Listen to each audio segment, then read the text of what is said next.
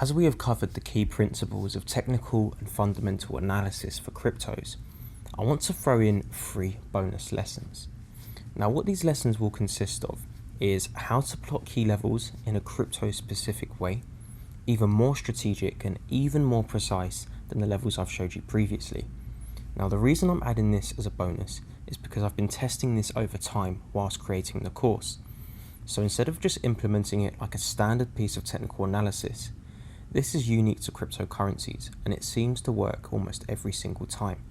This creates not only accurate key levels, but also a region or a zone to actually test where cryptos may spike to and where price will potentially hit should it hit a key level.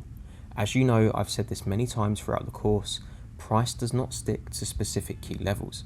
It tends to break by a few $100s or spike and close back within the zone.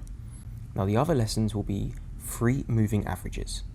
We will then combine these together in the 3rd bonus lesson for an overall entry and market strategy. Now, when you combine these together, your precision of trading and entries are increased dramatically.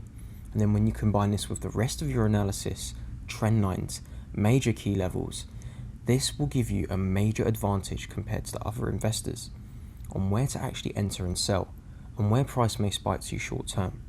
And as you know, it's all about finding these key levels, guys. We want the advantage at all times. Institutional investors and the market manipulators understand these levels, and there's a reason they go to these levels even when we've seen all-time highs. We can combine it with Fibonacci, breakouts, and it will always go to the expected levels. So the MAs, there's 3. I'll show you these here. Now, I will not reveal these till the next lesson, but as you can see, there's 3 MAs which we will be using for this strategy. However, in this lesson, we're going to go straight to the key level plotting.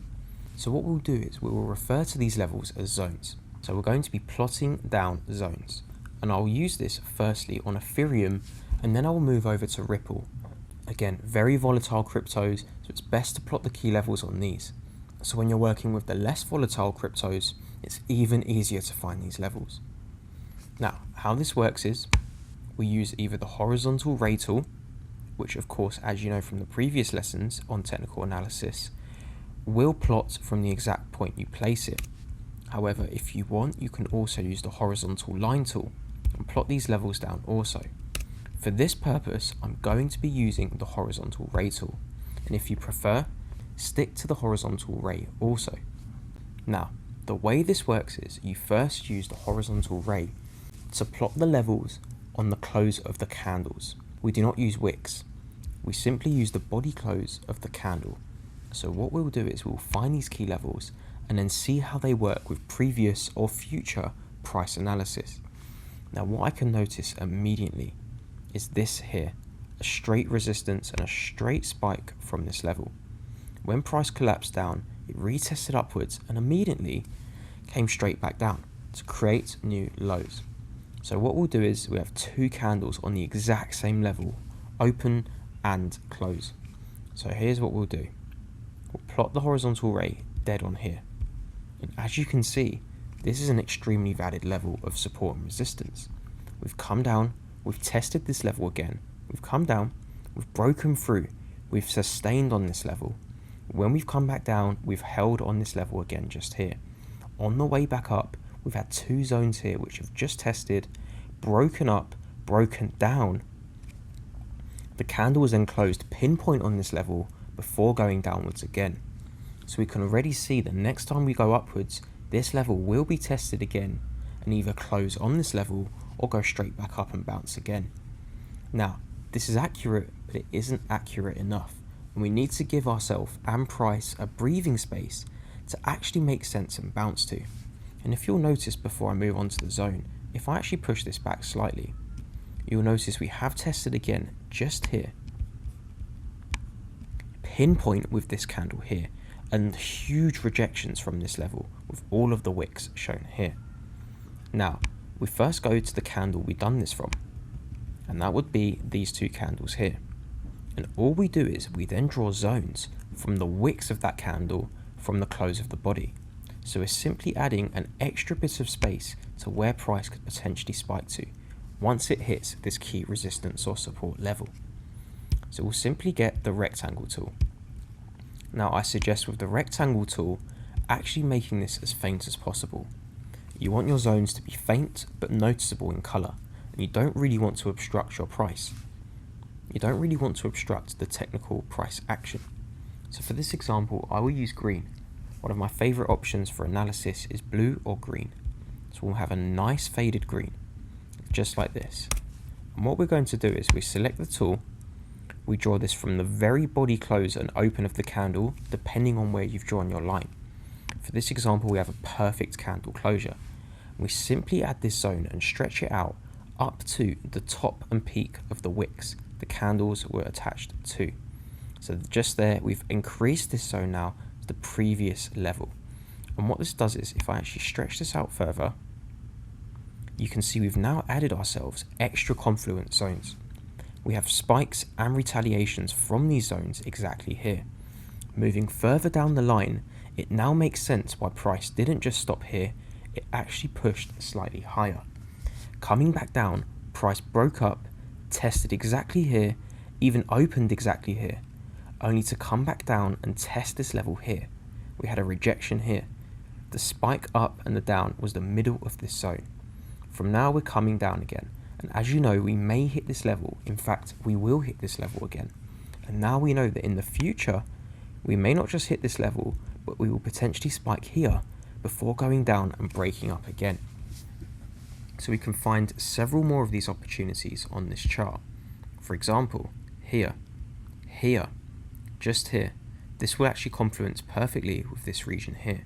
We can also add this zone here. What I'll do is I will draw all the way back here, and I'll go to some zones here. For this example, I'm going to use, and of course guys, just to point out, you don't want zones like this. Whilst it does confluence very well with this here, and it does obviously confluence, this is simply too wide. And you don't want to leave breathing space for price to come here, spike down halfway, but yet you're waiting for a test of this region here, only for price to reverse here and just continue going upwards. They have to be accurate. If you leave the zones this wide, it's almost as if you're presuming and actually just predicting a complete wide span of price. So what we'll do is, we will now draw a zone of support. We have a resistance, let's find a key level of support. I can see that immediately from here. Now, again, I want to stretch this back, so I'll draw this back just slightly. Perfect. So we've based that off these two bodies here. We will then draw this zone here. Again, even that is quite wide in my opinion, so I'm going to keep it to this here. And then what we'll do is we'll simply stretch this out like usual to the close of this wick. We'll then increase this ever so slightly down to the exact pinpoint of the line. So we now have a horizontal line, and as you can see, a highly accurate level of support and resistance, with spikes testing exactly within these zones, both times up and down. Several spikes twice here. So we now have a zone where we can spike upwards to, and potentially break up and retest, or break down and test this level again. So when you combine this with the horizontal lines that we have placed, for example, horizontal line here, you can even drag that down slightly, horizontal line here, another horizontal line just here. We now have intraday levels and where price can spike and be manipulated to work alongside our overall long-term levels. We could even extend the long-term level to down here. As you can see, several tests of this region. These are nice wide zones, so actually give ourselves profit-taking targets, just like we covered in the profit-taking strategy. However, in the meantime, and to give you ease of mind during intraday spikes, at least you know where price will go to. This always keeps you one step ahead, guys.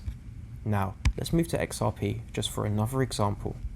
As you can see, I have the MA set up and everything already set. However, for this example, I'm going to remove these. We're going to hide the MAs. I'm going to remove this. We're even going to remove the trend line. Now what we're going to do is we're going to apply the ray to the already preset levels we have for XRP. So if we want to find a nice intraday zone, we'll go straight to this region here. Again, you can see the confluences already, just underneath these candles here. We'll put it to the candle close here. Now all we need to do is we need to get the zone again, we'll draw it here, just draw it straight to the underside of the wick. Now all this does is you can see now when price comes down, we've not only hit exactly on this line, but we've had body closes all within this exact region here.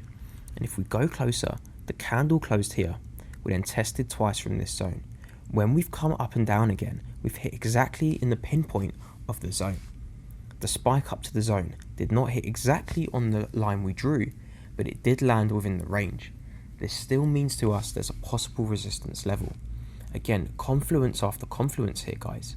So we can already predict when the next spike upwards comes, we can expect this zone to be met again. Now we'll add one more to this region for the sake of visibility, and then we'll move on to the moving average lesson. Now for this, it's going to be just above these two here. So as you can see, a key level, loads of confluences. So we can drag this back. We now have pinpoint accuracy here, all throughout here, constantly bouncing between these levels. However, when we add the rectangle tool, things get slightly more interesting.